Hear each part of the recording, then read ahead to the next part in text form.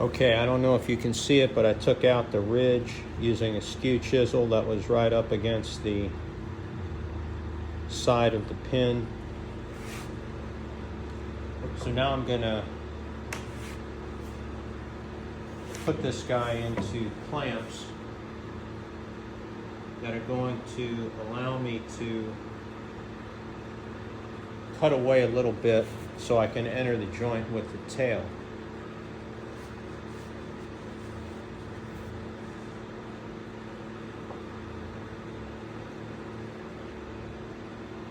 So I've got these blocks. They have little pins in them that fit into the stock.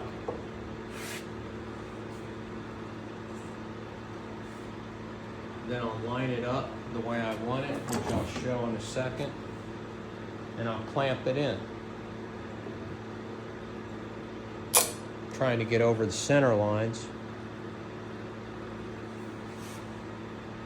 Pivot point areas. And I'll tighten it up pretty good. So those guys are locked in. And now what I've got is a really solid surface on which to cut this. Solid supports.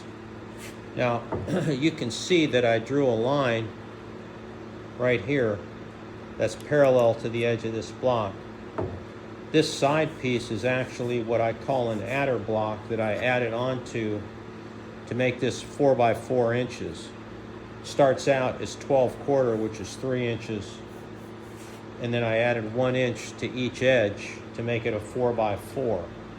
In order to cut the joint and cut the pin, cut the socket in a balanced way so that it wasn't wobbling all over the lathe.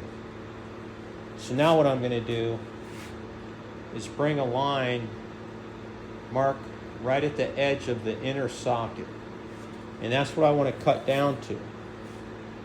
I don't need to cut straight over. I'm going to cut at an angle to this little line that I drew. I'll do that over here. And that's just a guide when I've got it on the bandsaw. So I'm going to bandsaw off these lateral pieces here up to about this line. The key here is to make the cut as close to the pin, the inner side of the pin, the base of the pin, make it as close as possible to that. That makes it easier for the tail to enter the joint. So I'll show you the technique I use for that.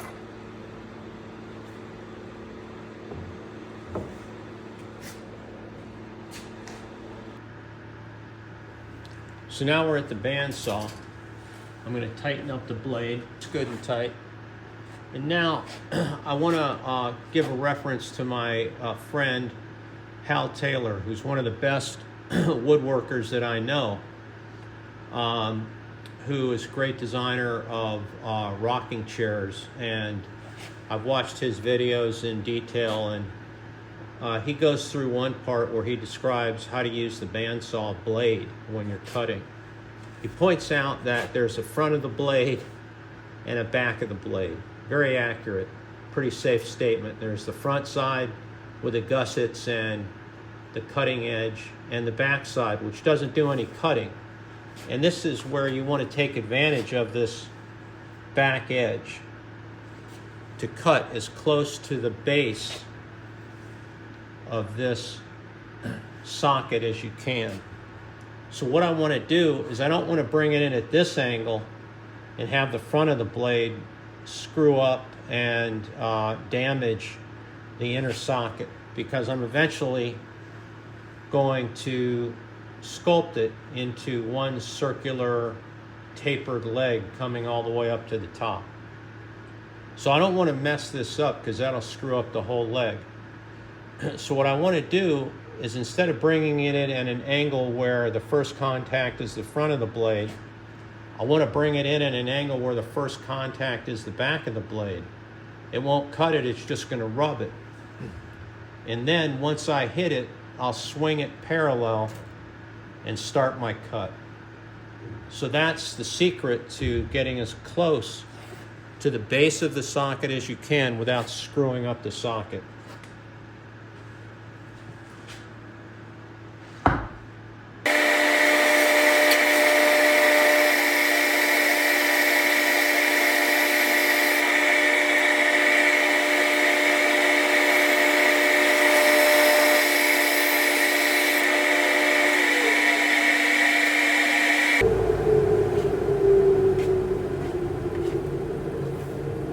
Okay, and there's where the back of the blade was hitting the stock.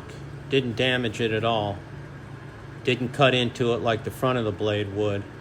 And I've got it nice and flush with the base of the pin.